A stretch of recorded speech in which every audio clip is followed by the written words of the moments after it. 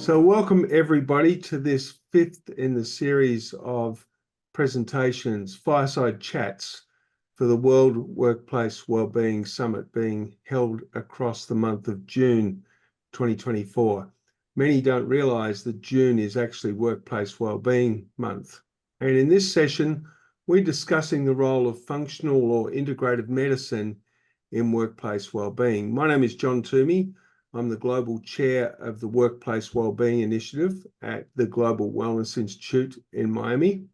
And my background is many and varied, but been in workplace wellbeing for a very long time and have delivered over 3,500 educational seminars across workplaces and published over 700 articles. And today I'm talking with my amazing colleague, Gloria Treister. So Gloria is the author of a brilliant book that just came out very recently, Wellness 101, Simple Steps to Good Health.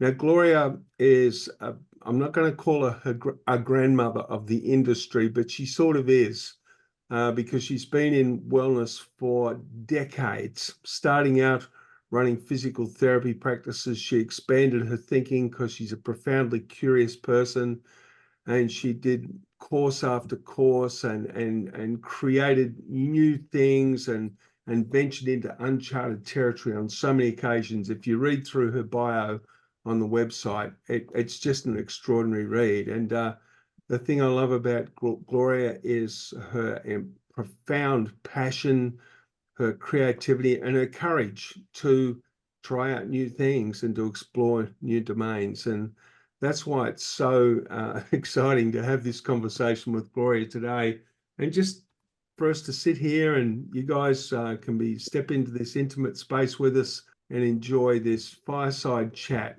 on the role of functional and integrative medicine in workplace well-being. So I'm going to start out, Gloria. I'm going to throw a question to you. All right. You know, we're going to have a lot of people either tune in live to this session or it's going to get watched by thousands of people online.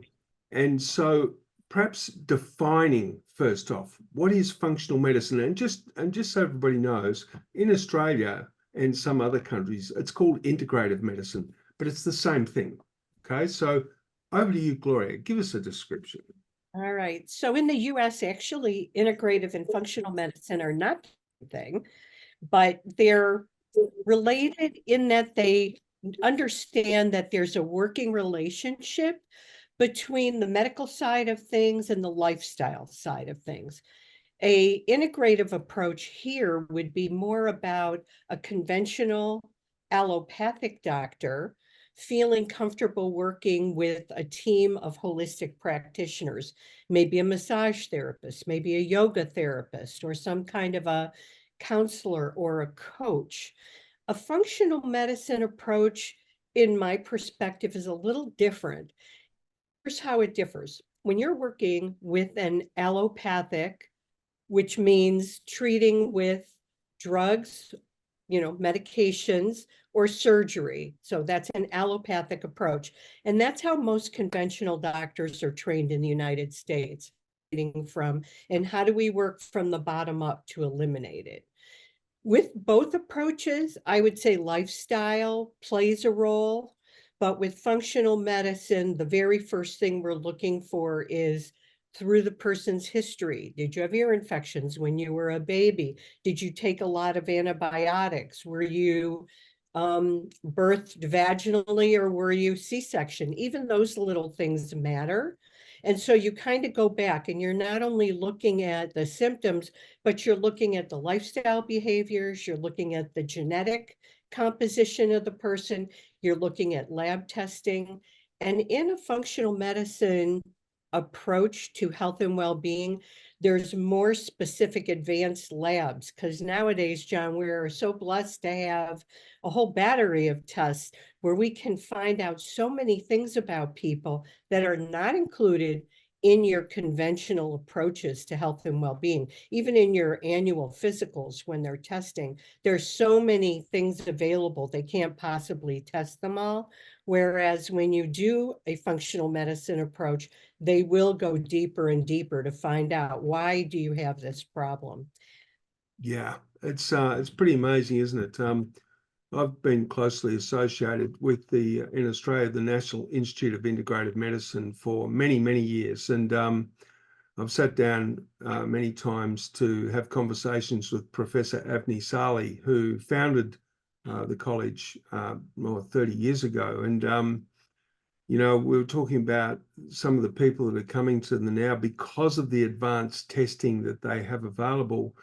People have got these unidentified conditions that they're really struggling with, and everything's being ruled out, including Lyme's disease. But then with the advanced testing, they actually found these people had Lyme's disease, and this is testing that's not available to normal allopathic doctors. So it is stepping into brilliant ground. And I think it's because it's driven by so much curiosity, and genuine interest. Yeah. One of the other things that differs in a functional medicine approach versus a conventional allopathic approach is that a lot of times with that approach, you're looking at a symptom as a single unit, as opposed to looking at the body as a whole system. And in functional medicine, we know that each part is reliant on other parts, and we don't do that. So what happens in our conventional approach is, if you're seeing a cardiologist, for instance, you're being looked at through the lens of your heart, but not as your heart being part of your whole system. I can give you a personal example, which I think is pretty potent. It happened to me. I started to have bone loss, and I had a DEXA scan, and they said, oh my God, you're losing bone, you're borderline osteoporotic. This is what my conventional doctor said to me. And she said, but don't worry about it. Next year, when you come for your visit, I'm going to put you on a medication and we're going to work on building your bone. I said, but that's not for a year. I don't want to keep losing bone for a year. She said, you're fine. So I went to a functional medicine doctor and I said, I'm very concerned that I'm losing bone. She said, well, let's figure out why that's happening for you. And I said, okay. So she ran a bunch of tests. And when I went back to see her, she sat across her desk from me and she pushed all the paperwork aside and leaned forward like this. And she said, you need to take care of this right now. My parathyroid hormone was off the chart. My blood calcium levels were off the chart. She sent me to an endocrinologist only to learn that I had one bad parathyroid gland. You have four. I had one that went rogue. Your parathyroid controls how your blood uses calcium, how your body uses calcium. When you have a bad parathyroid gland, it thinks that you don't have enough calcium, so it starts pulling it out of your bones. I had to have that gland removed. I had surgery. This was in September. All my numbers are back to normal. I'm not losing bone. So two things. One is I would have waited for a year with that bad parathyroid gland and gotten much worse.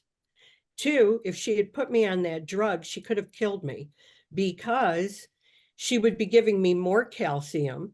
My bad parathyroid gland would be putting it in my blood and building up calcium deposits in my arteries, which could cause a heart attack or a stroke.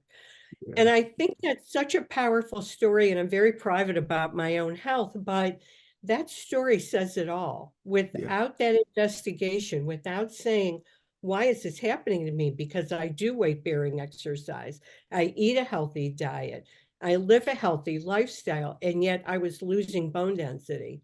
So I think what I'm trying to drive home here for everybody, and especially in a corporate wellness situation, is start to learn what you need to know about how your body works so you can continuously ask why.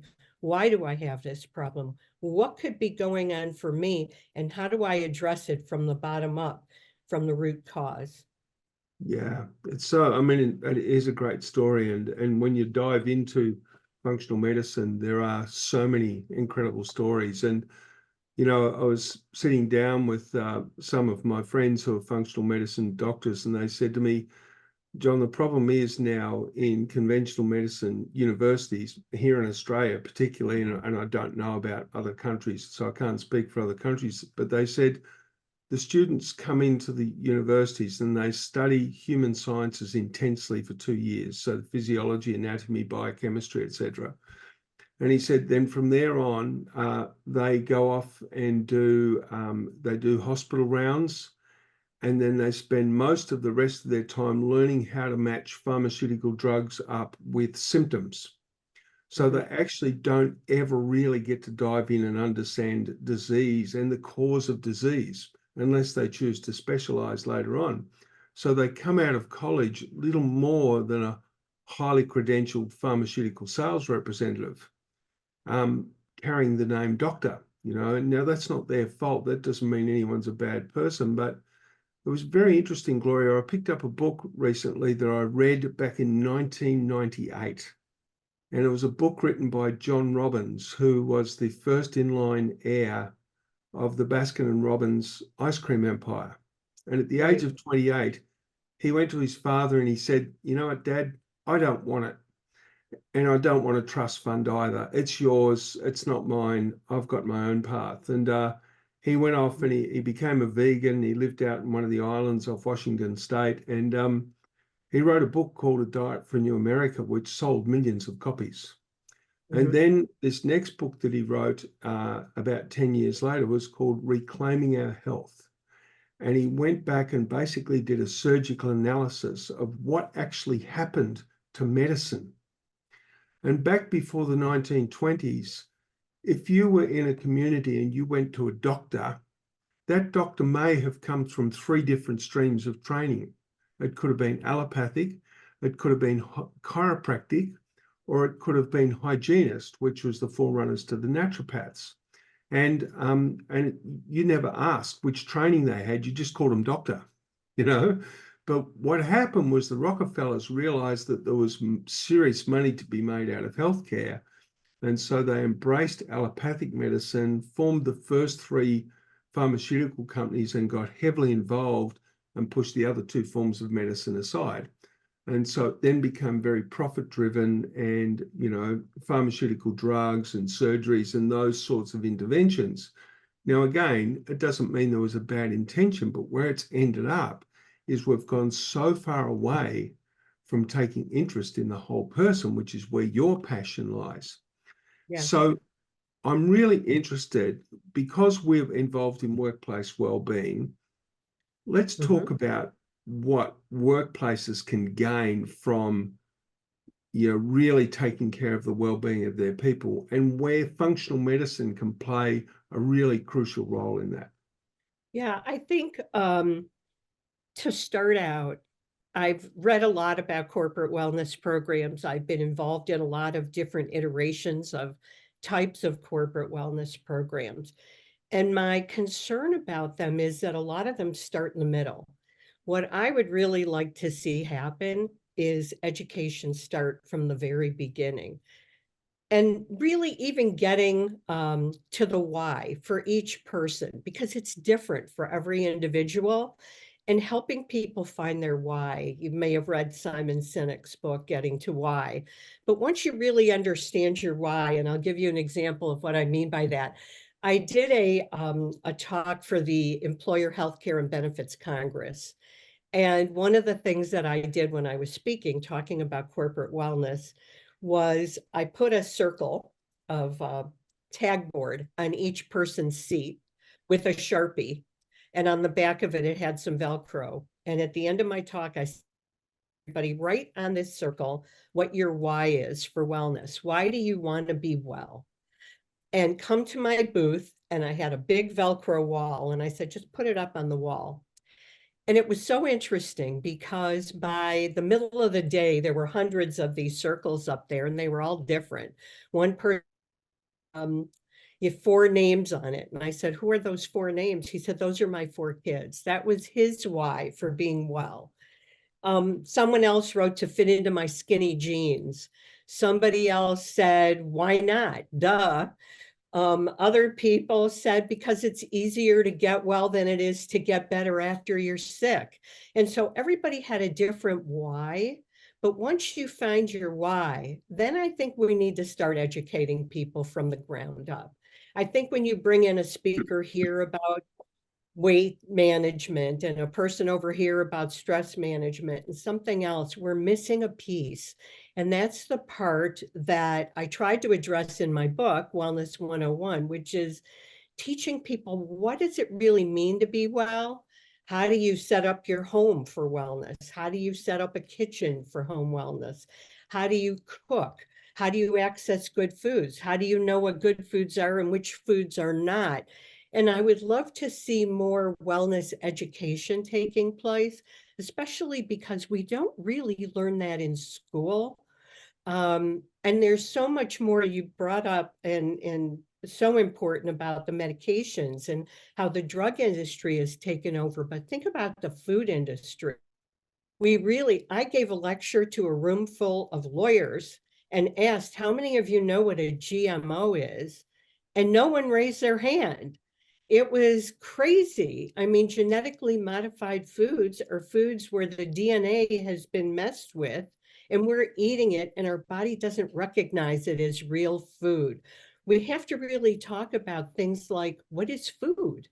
That's the first article in my book is, what is food? Food is not something that you eat because you want it to taste good. And if it doesn't taste good, you don't eat it. Food is communication. When you're putting food in your body, the minute it gets in there, things start happening, right? There's processes going on. Things go up to your brain so your brain can function. Think about all the things we're doing right this minute. We're thinking, we're hearing, we're seeing, we're talking, we're breathing, our hearts are beating. All of that takes nutrients. And that's what our food is meant for. If we could at least get a good definition on food and think about when you put something in your body, am I sending nice messages to myself? Am I saying lovely messages when I eat that food? Or am I literally flicking myself off because I'm eating something that's really bad for me? So I'd like to kind of see in the corporate wellness scene more education. I think too much emphasis is put on the return on investment. That's been proven. When you can help people learn how to take better care of themselves, they're happier. Happier people are more productive. It just snowballs. Would you agree? Look, totally. And it's so interesting that, we talk about food and trying to get a definition on food. I mean, I think the whole world's struggling at the moment to define what a woman is, and it's like the world's gone a bit crazy, and you can't say this and you can't say that, but you're dead right, because I mean the way that the food industry has, it's very interesting. I travel back and forth to the US quite a lot, and there's a really fascinating difference in how customer service is perceived here in Australia versus in America. And America's really leading the charge with the technology of processed foods, etc. But in America, if you walk into a coffee shop, good customer service is getting the product in the customer's hand as fast as possible. Whereas here in Australia, we don't care how fast it comes. We just want it to be what we want. And so I've constantly find myself in conversations in a coffee shop, for example, helping the staff to get really clear what it is that I want. I don't want something that's close to it and get it quickly, because that doesn't suit me. So I think, America has led the charge of the convenience thing, and it's permeated its way out into the Western world. And everything's about trying to simplify things, like trying to save time. It's easier to stick something in a microwave and cook it than it is to actually cut up vegetables and prepare food. But we bring time into it, whereas actually that time spent preparing food for many people is time when their mind quietens down. There's so many benefits to just taking that 30 minutes to just be present in the kitchen, focus on the steps, and create something beautiful. But what's more is, it's when you're preparing food and you're preparing it for yourself and for somebody else, there's a lot of love in that, 100%. Yeah. it's huge. Whereas when we're just sticking something in a microwave, it's like, and then there's no sort of ritual around eating it either. So ใช่อีก You ที่มัน know, สมองเลย that whole thing around food and really having natural good food. I mean, that's a huge part of it.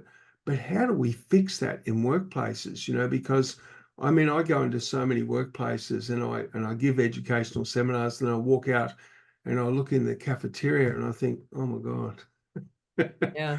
these people eating. But I've had a really strong impact in removing sodas and replacing them with kombuchas and kefirs. That's We've been able amazing. to do that sort of stuff. But what do you think? Yeah, I think healthy vending, like you just said, is super important. And there's companies dedicated to that. It's not that hard to replace those vending machines. We had a huge corporate contract with Parker Hannifin Corporation. Their corporate headquarters were here in Cleveland.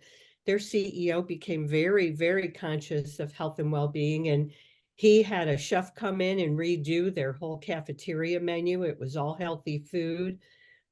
They even invited in the local farmers market once a week at a certain Wow. time. They had farmers come and people were able to shop for healthy food at work. These are things that really, really can make a difference and an impact. And we really do need education as it relates to picking good food, because so much of our food is processed. We're not getting the nutrients we need.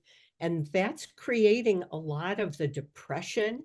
Your brain needs certain nutrients to make brain chemicals. We all are hearing lately, and I've been writing about it lately. I don't know if you've been reading my newsletters on LinkedIn, but about how the gut is the second brain. I mean, when we think about corporate wellness and we want employees to be successful at what they're doing and do good work for us and be productive workers and happy workers and have a good positive culture, it's pretty hard to do that when you're eating processed non-food.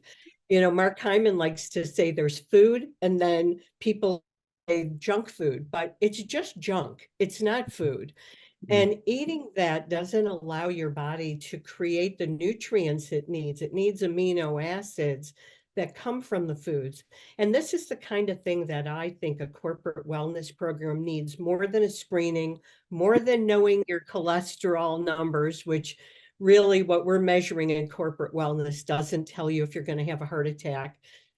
It's not that important. What you really need to be learning in corporate wellness is how to take care of yourself. What foods create inflammation, which is the root cause of all disease? What foods are anti-inflammatory? Your food is your medicine. That's another Hippocrates. If I could go back, sometimes they'll say dead or alive, who would you love to have lunch with? I think it would be Hippocrates, because he said your food should be your medicine. And he said all disease starts in the gut. And this is like over 2,000 years ago. Yeah. He knew we're just figuring this out, and we need to understand that food that's been processed has a label. Everyone needs to learn how to read that label and how to interpret what's in it and understand that what's on that label is going into your body, and knowing what is that going to do to me? How am I going to feel after I eat that? I think keeping a food diary would be great as a start for a corporate program that wouldn't cost anybody anything, because No, you can kind of track, how do I feel after I eat that? Just use yourself as a test. it's so interesting. There was a piece taken off a wall in an archaeological dig in Egypt. So where they excavated thousands of tons of sand, and they uncovered an area that was like a community sort of meeting place, and all around the walls was a whole lot of hieroglyphics, and they were translated, and one of them was a plaque. And so how long ago was the Egyptian Empire active? Like way before the time of Christ, right? And it said people live off 1/3 of what they eat. Off the other 2/3 lives their physician, That's right? right. And so, Right. but I want to come back to functional medicine, because you mentioned something there that in workplaces, I mean, I see it here. So many of the workplace wellbeing companies, the easiest thing for them to sell is to go in and do blood pressure checks and cholesterol tests and blood sugar tests. And as you and I both know, most of those things mean squat. Like they're really, like the cholesterol test ties into a very old, tired belief that cholesterol causes heart disease, right? But, if we go from a functional medicine perspective, what could we replace that with? Mhm. Well, for the example of LDL cholesterol, which is supposed to be your bad cholesterol, that number doesn't tell you much. The ratio between that and your good cholesterol might tell you something. But in a functional medicine approach, you would be looking at the size and the density of the particles that carry the cholesterol. So you would want small, dense particles as opposed to big, sticky ones that are going, I'm sorry, that's the reverse. You want the big ones, not the little ones, because they collect in your arteries and gum them up. That could tell you if you're going to have a heart attack. And just a statistic, I believe for 50% of the people who have heart attacks, death is the first symptom. You don't want to get there. You want to get on top of that. And so there's lots of other tests that can be. And I work with a functional medicine doctor, Tammy Gutierrez, who I know you've met, John, on Zoom, and she's a wonderful doctor. And she and I just recently did a workshop with people where we invited them to bring their lab tests to the workshop, not your advanced new specialty labs that can tell you so much more, but they'll go by norms. So there's like a range, and if you're in the range, they'll say you're fine. But what is that range all about? I'm 72 years old. Okay. Do I want to be in the range for a 72-year-old? No, I don't. I want to be in the range for like a 35-year-old because that's how good I feel. So why would I want to be tested who are probably not that well at my age? So you have to be very cautious. And with functional medicine, there's a different set of normative ranges. There's a different way of looking at being out of range or within range. And then you've got a whole bunch of tests. You don't want to run them all. Don't get me wrong. I'm not saying go get a bunch of tests. But what's great is when you notice that a marker might be climbing or it's getting out of range, you're not consistent.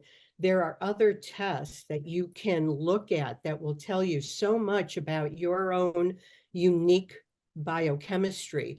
And one thing that functional medicine does honor is that there's no one else like you. You are biochemically unique. You can't be put in a classification because there are other outstanding factors. Where do you live? How much toxicity is in your body? What are you eating? What kind of a house do you live in? Are there toxic paints on the wall? Are there toxic chemicals on the floor? There's so many things that go into this system that is us that needs to be considered. And I think that's where that functional medicine approach really comes in. And while it sounds complicated, it really is very simple. It's a lot more simple than trying to titrate different medications. Eating a certain way, living a certain way, detoxing regularly, all of these things go into being healthy functionally. How are you functionally? And it also goes with stress management, which we know is a huge issue in corporate wellness. So would you, and I mean, this is just a question that pops up and it's probably a question worth investigation, but I'm wondering then if you were running an organization and you were choosing a provider of workplace wellbeing programs, would you ask them, are you backed by allopathic medicine or are you backed by functional medicine doctors? Wow. That's a great question. I love that question. And I can't imagine anyone in the corporate world asking it, but I hope they start because I think it should start with very basic wellness education. Like I said earlier, find your why. Why do you want to get well? Let's help people figure that out. And then teach them in small little sound bites, because too much at once is also overwhelming for people. But even starting with bringing a chef in and showing how to prepare a simple meal or how to set your kitchen up for doing that? Or how do you plan a week? I'm too busy to cook. How do I fit that into my schedule? Teaching people how to do that, maybe even forming little collaboratives at work so people can share recipes, they can share food. Somebody could bring in on Monday, they could bring in what they made from their leftovers yesterday, but being more creative about Mm. helping people achieve wellness than just, you know, saying, hey, you don't smoke, so you get $100 off of your premium this month. I Yeah. really think that those things are not nearly as effective as empowering people to be in charge of their own health and well-being through education. Yeah, it's interesting, isn't it? It's like, as you know, I've been pushing for a long time for all of our people on our workplace wellbeing initiative to be really bold and really push forward. And one of the things I'm trying to inspire them to do is stop looking back over their shoulder and being concerned about what the medical people think. Um, as you know, I taught in a university here in Melbourne. I taught wellness to medical students, and then for 5 years I was on the course advisory committee for one of the big universities' health sciences departments. And one of the things I learned is that people are actually going into university to study medicine. They've actually got no clue what wellness is, even No, to the point where I had a conversation with one of our chief health officers who implemented all of the COVID protocols here in Melbourne. And as you know, Melbourne was the most locked down city in the world. And I realized after asking him some questions that he had no clue about prevention. All of his strategic thing was about rescuing and fixing, and nothing about preventing it moving forward. And I developed a new appreciation for him and his colleagues because that's the way they've been educated. And so their whole thing is disease, sickness, treatment, rescuing, saving lives. right. Whereas the wellness industry, everything that we do is about prevention. And on top of that, then promoting higher quality of life. Yeah. And so I'm Absolutely. wondering what can we do as a collective group to get more and more of the workplace wellbeing providers to move away from being concerned about following something that medicine might find acceptable and stepping into our own ground and taking the power to really push forward and promote wellness from a perspective of holistic viewpoint on life. And then in doing so, partnering up with functional medicine to, I suppose, create that security net that people need when they're stepping into new territory. Yeah, it's really a good strategy. It's hard to find functional medicine providers still. It's still kind of a new field in medicine here in the States. And some of the places that say they practice functional medicine really don't, like I won't mention names, but right here in Cleveland.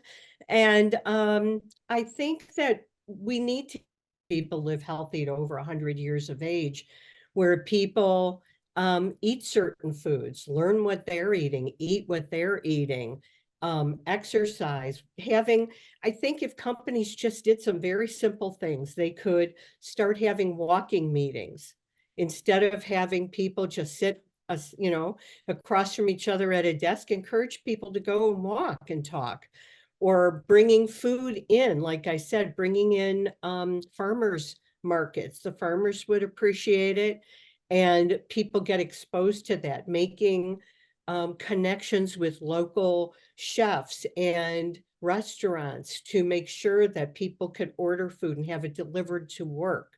Thinking outside of the box with simple little ideas, and then always having some kind of education for people. I don't think we need to force people. Once they start learning and they feel better, they will want more and more.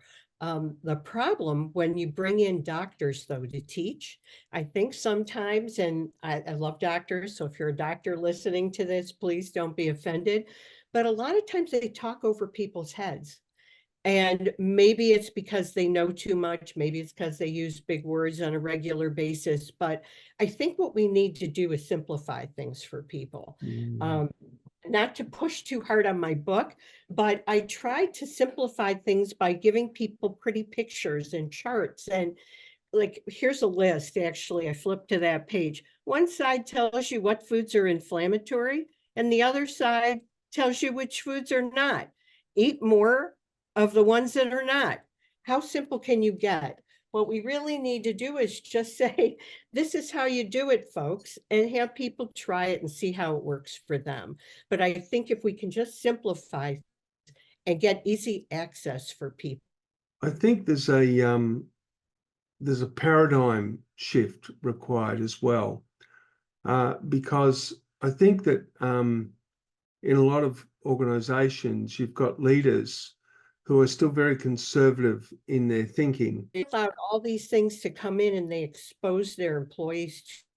Honestly, you could feel the difference. People want it.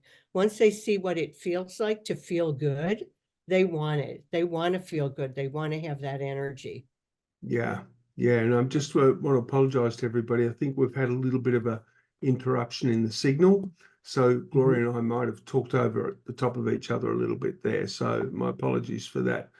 I think that one of the challenges is, and again, coming back to how can we find a more powerful way that functional medicine can really step into the field, is that a lot of decision makers are still very conservative in I suppose they've bound themselves to allopathic medicine because there's a belief that, hey, the doctor's the doctor knows, and we've got to follow what the doctor says. And that's okay. That's where people stand.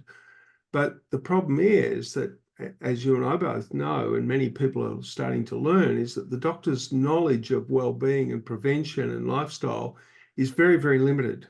So perhaps when workplace wellbeing companies actually have a functional medicine physician on their team, as part of their team, the functional medicine physician could perhaps really work with the CEOs and the heads of HR and the heads of safety to help them to become more comfortable with understanding that this new program that they want to roll out, which has got all this education, is real medicine. Like, it is real medicine, and it's okay, and it's okay to fully endorse it and fully embrace it, and there's going to be no risks associated with it, because I think that oftentimes the decision makers in the C-suite, very, very risk averse. And the other side of that too is that in the C-suite, oftentimes it's about virtue signaling, being seen to be doing something. So if we get some cholesterol checks and some blood sugar checks and blood pressure checks, we're being seen to be doing something, but helping them to understand that they're actually not doing anything,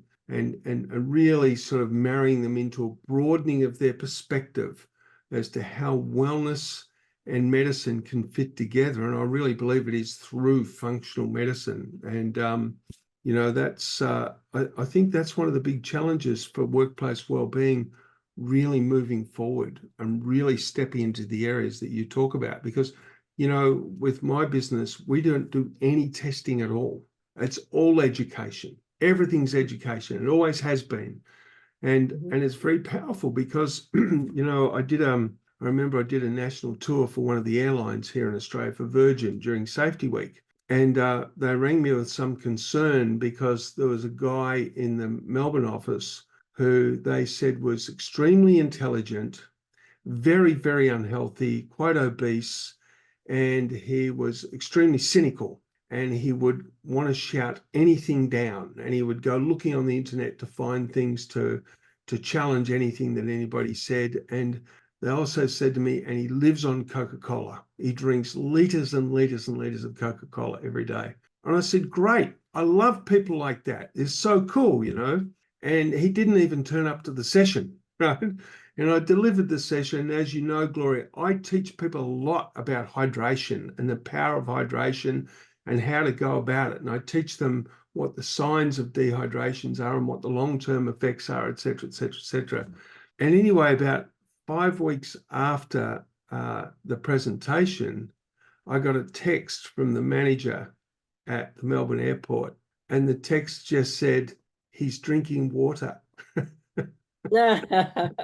You So know, there'd been a learning by osmosis. He didn't even come to the session, but he was looking at the impact of the education on the rest of the team, and his curiosity just overwhelmed him, which was really beautiful. well, the word doctor comes from the Latin word docere, which means to teach. When's the last time your doctor taught you anything? Honestly, that is what doctors are supposed to do. And that's not able to happen these days because they just don't have the time. I don't think it's their ill intentioned at all. They don't have the time. They're being pressured to see a lot of people. There's a lot of sick people out there, a lot, and it's getting worse instead of getting better, which is the best advertisement I think we could ever have for corporate wellness to be empowering, educational, because we need to take it into our own hands. We need to be our own best wellness advocates. The more that we know, the more we can take care of ourselves and delay the onset of disease. It's not that hard to figure out what kind of exercise program to do. The one that you should do is the one that you will do. What do you like to do? Just do something. And by the way, small bits add up. So if you can do 10 minutes here and 10 minutes there, that adds up. It's okay. If you can learn a little bit, maybe this week you're going to go through your cupboards and you're going to read some labels and get rid of all the foods that have sugar as the #1 ingredient. You can do that. Baby steps. I think sometimes with some of the education, we're putting too much stuff on people. It's too much at one time. Let's parse it out corporately with baby steps. Figure out one thing that you're going to do this week. Just make up your mind right now. It doesn't matter. You're going to meditate. You're going to go to bed at the same time every night. You're going to get a healthy breakfast. You're going to start a new exercise program. Whatever it is, don't shoot for the moon. Shoot for something small and just do it. And then I have a free 30-day health recharge where each day you get an email with one little thing to do, and it's free. And you can do that. And then at the end of the week, you decide which one of the 7 things that you did that week you're going to incorporate permanently. But you've got to do something, and it will pay off. John, you just told me before we started, you're doing a push-up challenge. I think that's great. When you're making your coffee in the morning, while you're waiting for it to brew, do 20 squats, do 20 push-ups. It's very simple. That's a wellness program in and of itself. We can provide companies with lots of information for people to just teach them how to get started, because once you do, how much better do you feel? How much better do you feel, John, from doing all those push-ups? I'll bet you're really good. It's extraordinary. And as I said to you, like I do the push-up challenge every year, and it's the number's a little bit random because it's based on the number of suicides in Australia the year before. And so this year it's about, I think, 3,422 push-ups in 24 days. And there's an app, and you open the app in the morning and it tells you how many push-ups you got to do for the day, And every year when I do it, there's a noticeable change in my body. And so many of my friends I've spoken to are blown away by the change in their body from just doing 24 days of push-ups. So it's you're right on the money there. And I'm wondering, I mean, we're approaching the end of our time. I'm wondering, what it would take if workplace wellbeing companies were to help companies find a connection to a clinic somewhere that does practice functional medicine, and even just start a trickle of some employees exploring their way into those clinics for their medical consultations, as opposed to going to the general allopathic clinic, and just experiencing the change there, because it is so supportive and it's not fear-based. It's very encouraging. Whereas, cholesterol tests are fear-based. Oh, your cholesterol's high. Yeah. You need this drug, and we've seen what's happening in the world. Every politician that preaches fear it doesn't work. It doesn't create harmony, and it doesn't build people's lives. And that's one of the things I really love about functional medicine. So perhaps we've got a job to do to inspire more and more medical doctors who are bored and being burned out to actually step out and do the study so that they too can practice functional medicine. I think so too. And really a lot of it can be done very simply. I think that there's just so many ways that people in the workplace that are interested in this kind of approach can come together and just start a movement, even if it's a small group. Community is very important for wellness. Get a group together at your place of work and get people who are interested, and it will grow from there. And definitely you can go on the Institute for Functional Medicine in the US, or if it's global. Do you know, John, if it's I don't think so. No. yeah, I don't think it's global, but I think if you're looking for that approach, and if not that approach, then just an educational approach to how to take better care of yourself, how to know what you should and shouldn't eat, for instance. I mean, there's so many things. If you've got sinus congestion, for instance, you can do an elimination diet if you know about it. You can figure out it's dairy causing that. Dairy is very, mucus producing. We're not baby cows, but a lot of people are eating cow's milk. And because of that, it doesn't work for us. So those are things like getting to the root cause. If you can just shift the thinking to, why do I have this problem? Not, I have this problem, now I need to squash it. Where's it coming from? Where's it emanating from? And how can I take what I know to be true and use it for my best interest to get better from this? Yeah, it's so interesting. I heard something very funny yesterday. I was listening to a podcast interview with, I think his name is Ron Thomas. I think he's a Republican member of Congress, and he was saying how he sponsored a bill for raw milk, and he got clobbered by the dairy industry, like absolutely clobbered. And his wife sent him a text that said, "Who knew that the lactose lobby could be so intolerant?" That's But cute. but yeah, no, thanks for that, Gloria. So we'll just open up if anybody on the call has got any questions. We've got a couple of minutes of questions, and if not, well then we'll finish up. And thank you, Gloria, for some wonderful contributions. So I'll just give it a moment, see if there are any questions that come through. Don't make it complicated. It's not that hard to be well. It's really pretty simple. Yeah. And a note there from Denise said, "Thanks, this has been great. Thank you." Absolute pleasure, Denise. Thank you. Thanks for joining us. For those of you who are live and for those of you who are listening, thank you so much. You can always email me at gloria@wellnessevolution.com.